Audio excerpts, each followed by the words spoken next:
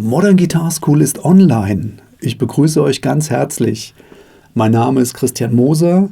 Ich bin seit 25 Jahren Profi-Gitarrist, Live, Studio. Ich leite meine eigene Musikschule in Wiesbaden sehr erfolgreich und möchte euch gerne mein Wissen und meine Erfahrungen hier weitergeben. Heute geht es um eins der essentiellsten Dinge überhaupt auf der Gitarre, nämlich das Stimmen. Ohne eine gestimmte Gitarre können wir alles vergessen, was wir üben, was wir spielen, was wir machen. Es wird schrecklich klingen, deswegen sollte man sich gut auskennen, wie diese Technik vonstatten geht. Und ich bin immer wieder überrascht, wie wenig Gitarristen über dieses Thema wissen. Ich erlebe es jeden Tag bei meinen Schülern. Die kommen momentan bei 0 Grad draußen zum Unterricht und ich bitte sie, stimm doch mal deine Gitarre. Dann kommt die Antwort, wieso? Die habe ich vor 3 Tagen doch erst gestimmt. Also daran erkennt man, da gibt es ein bisschen Nachholbedarf und ich werde euch einige Dinge über das Gitarre-Stimmen heute sagen und euch 8 verschiedene Methoden zeigen. Grundsätzlich verstimmt sich die Gitarre durch verschiedene Faktoren. Ganz vorne sind Temperatur- und Luftfeuchtigkeitsschwankungen. Bei Temperaturschwankungen dehnt sich Holz und Stahl aus es zieht sich zusammen bei Kälte. Dadurch habt ihr schon mal den Faktor, dass der Hals arbeitet, dass die Saitenspannung sich ändert. Und allein durch diesen Faktor kann die Gitarre sich völlig verstimmen. Zum Beispiel steht eure Gitarre zu Hause bei 20 Grad im Wohnzimmer. Dann lauft ihr im Winter zum Auftritt oder legt die Gitarre ins Auto, 0 Grad im Auto. Dadurch verzieht sich schon mal einiges an der Gitarre. Dann geht ihr auf die Bühne. Auf der Bühne sind es vielleicht 25 Grad, Licht und so weiter.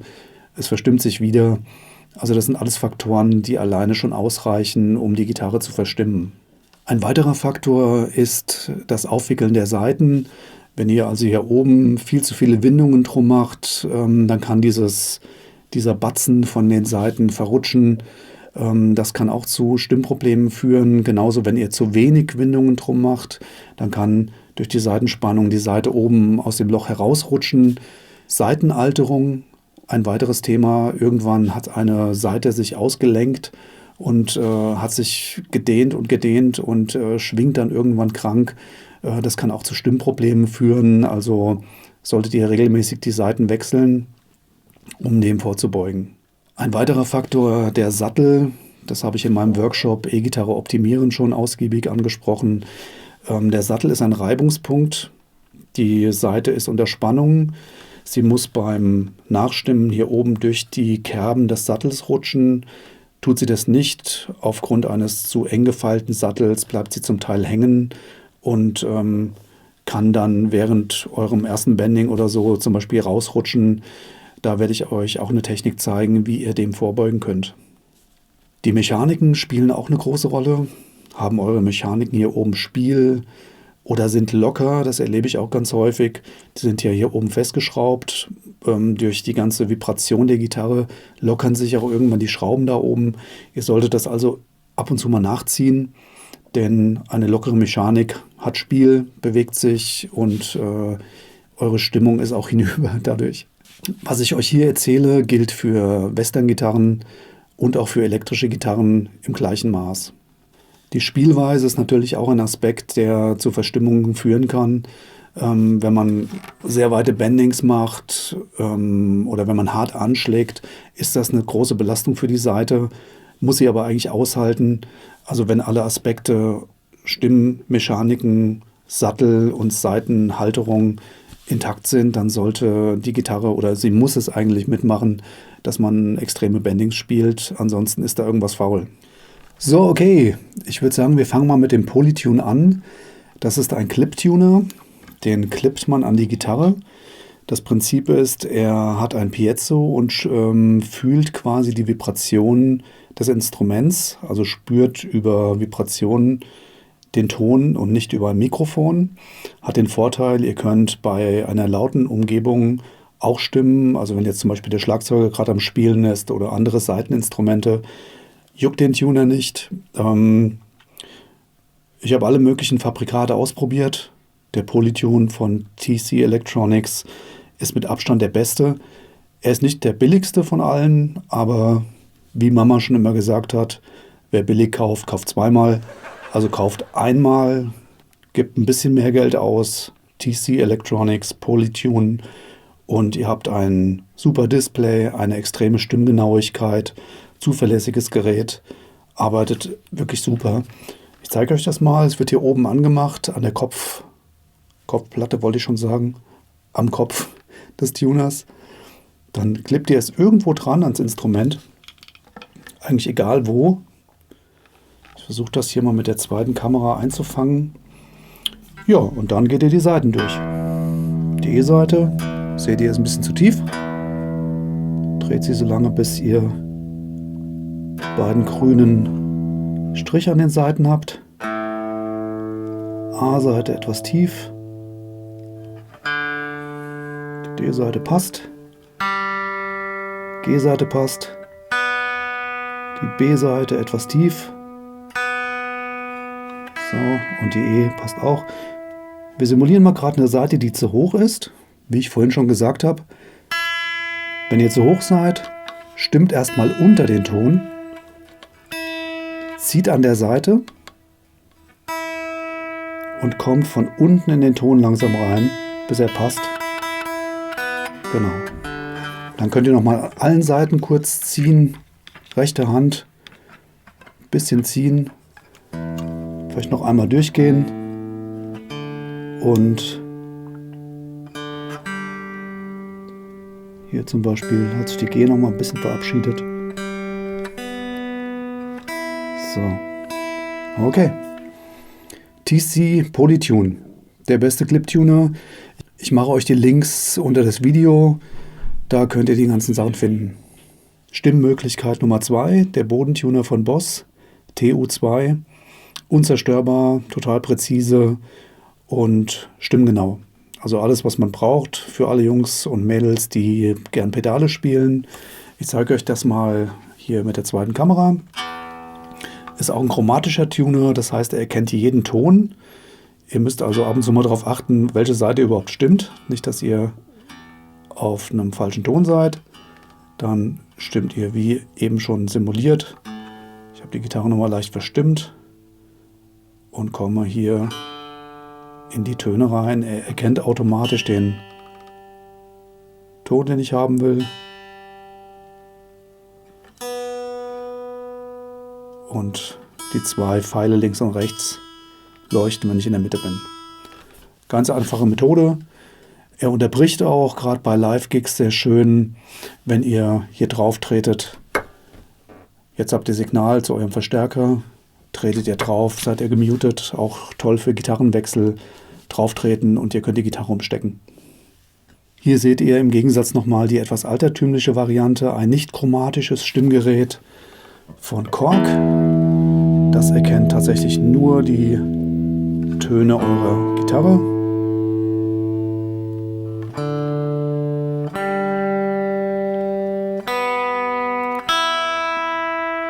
So, aber im Prinzip funktioniert das genauso. Okay, die nächste Möglichkeit, eine kostenfreie App, Simply Tuner für das iPhone. Ich habe mal angeklickt, er möchte für die E-Seite, passt. Zu hoch, unter die Seite stimmen, ziehen und in den Ton reinstimmen. Passt. Passt. Passt. Bisschen tief, oder? Ne, passt. Jawohl. Easy für unterwegs und kostenfrei, top. So, dann sind wir bei der nächsten Möglichkeit, die fast jeder Modeler oder Multi-Effekt mit sich bringt. Ein eingebautes Stimmgerät. Ich zeige euch das hier mal an meinem Camper. Da gibt es in der Fußleiste die Möglichkeit, ein schön großes Display aufzurufen. Das kann man live gut erkennen. Ich blende euch das mal hier ein. Eine große Wasserwaage. Sehr genaues Stimmgerät. Immer wenn ich Gitarren einstelle, Oktavreinheit, nehme ich dieses Gerät.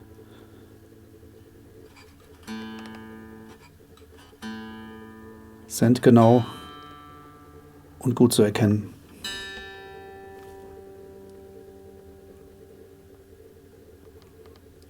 So, weiter geht's. Okay, das waren jetzt alles technische Hilfsmittelchen, irgendwelche Tools, die euch das Stimmen erleichtern. Ganz wichtig ist aber, dass ihr euer Ohr benutzen könnt, denn stellt euch vor, ihr seid beim Riesengig und habt euer Stimmgerät vergessen, ihr wollt nicht aufgeschmissen sein. Es ist immer sehr gut, wenn man die Gitarre auch mit dem Ohr stimmen kann. Es trainiert das Ohr sehr gut und es bringt noch ein paar weitere Vorteile, dazu später. Gehen wir mal davon aus, dass eure E-Seite noch in Tune ist. Sie ist die dickste Seite und ist am wenigsten anfällig für Temperaturschwankungen. Wir nehmen jetzt also die dicke E-Seite als Referenzseite und stimmen alle anderen Seiten im Verhältnis. Sollte die E-Seite nicht stimmen, wenn ihr nur für euch spielt, nicht mit anderen gestimmten Instrumenten, dann ist das nicht schlimm. Es gibt ja manchmal auch die Situation, dass man mit der akustischen irgendwas spielen will und sie völlig verstimmt ist und ihr die Gitarre nur in sich stimmen müsst. So, wir gehen also von der E-Seite aus. Ihr greift den 5. Bund auf der E-Seite. Dieser Ton ist der Ton A. Und ihr vergleicht jetzt beide Seiten miteinander. Dadurch, dass der 5. Bund auf der E-Seite der Ton A ist, klingt die darunterliegende A-Seite genauso. Am besten lasst ihr beide Seiten zusammenschwingen. Dann hört ihr, falls etwas nicht stimmt, ich stimme mal die A-Seite ein bisschen tiefer, dann hört ihr den Unterschied. So, jetzt nochmal 5. Bund dicke E-Seite mit der A-Seite zusammen. Ja, ganz gruselig. Und das Tolle ist, ihr könnt jetzt mit der rechten Hand in den Ton reinstimmen. Dann hört ihr gut die Reibung. Wenn ihr ein bisschen verzerrt seid, ich habe jetzt einen leicht verzerrten Sound, hört man das noch besser, ob das irgendwie schwingt oder ob der Ton passt. So. Genau. So, jetzt macht ihr weiter. Die A-Seite 5. Bund entspricht der leeren D-Seite.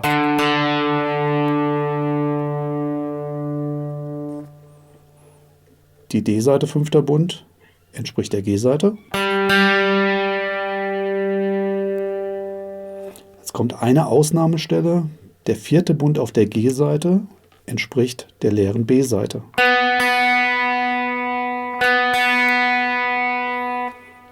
Und die letzte Seite, hier ist wieder der 5. Bund. Ich blende euch auch eine Grafik ein, dann könnt ihr das nochmal nachvollziehen. Der 5. Bund auf der B-Seite entspricht wieder der leeren E-Seite. Und so habt ihr die Gitarre in sich gestimmt. Es gibt noch eine tolle Möglichkeit, wenn man mit dem Ohr stimmen möchte.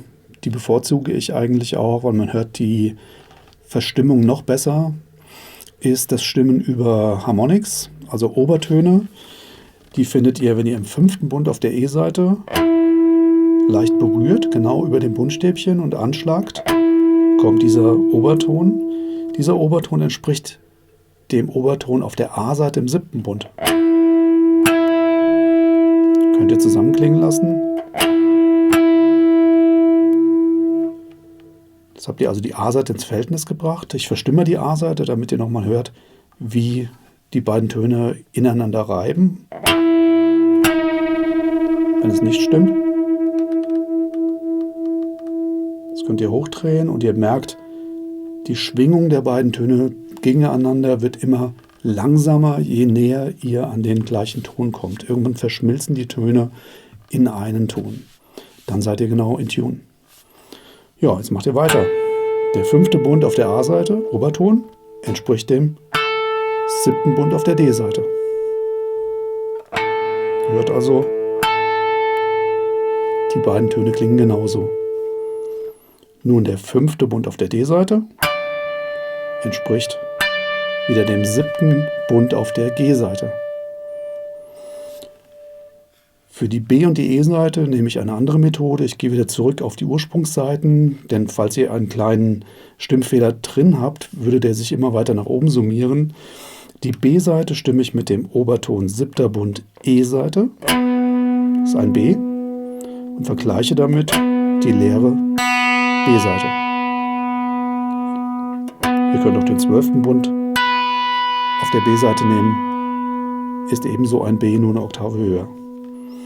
Die dünne E-Seite unten nehme ich den 5. Bund auf der dicken E-Seite, ist ein E, und vergleiche es mit der dünnen E-Seite leer.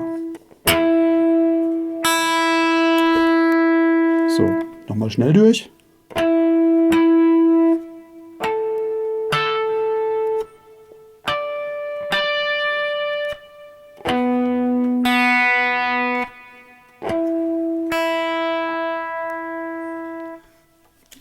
Okay.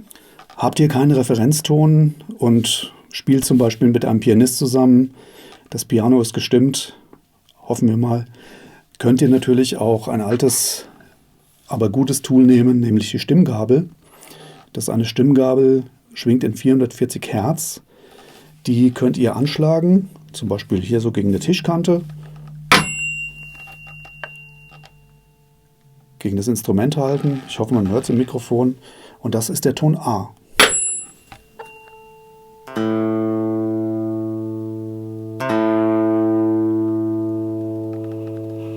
Das heißt, hier mit so einem günstigen Tool für, keine Ahnung, 5 Euro hättet ihr immer den Ton A dabei. So, dann mache ich immer noch mal gern eine Sache, wenn getuned ist, dass ich einen Quintakkord nehme oder 2 und diesen Quintakkord spiele. Mit Verzerrung ist das noch deutlicher hörbar, ob man verstimmt ist. Dazu nehme ich zum Beispiel einen A5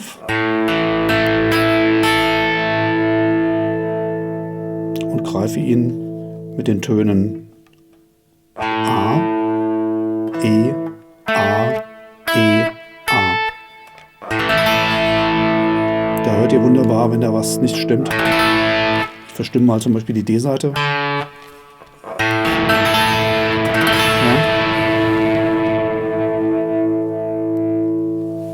Und könnt in den klingenden Akkord auch wieder reinstimmen.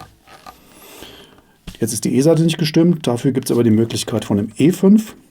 Den greift man so, wenn man viele Saiten mit einbeziehen möchte.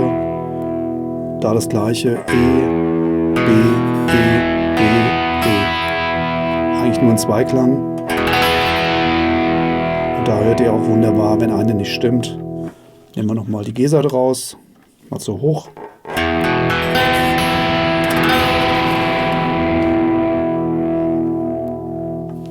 Dann hättet ihr euer Instrument nochmal intern gestimmt und seid auf der sicheren Seite, dass alles passt. Okay, das waren 8 Methoden fürs Gitarrestimmen. Ich hoffe, es war eine neue für euch dabei oder irgendwas, was ihr gebrauchen könnt.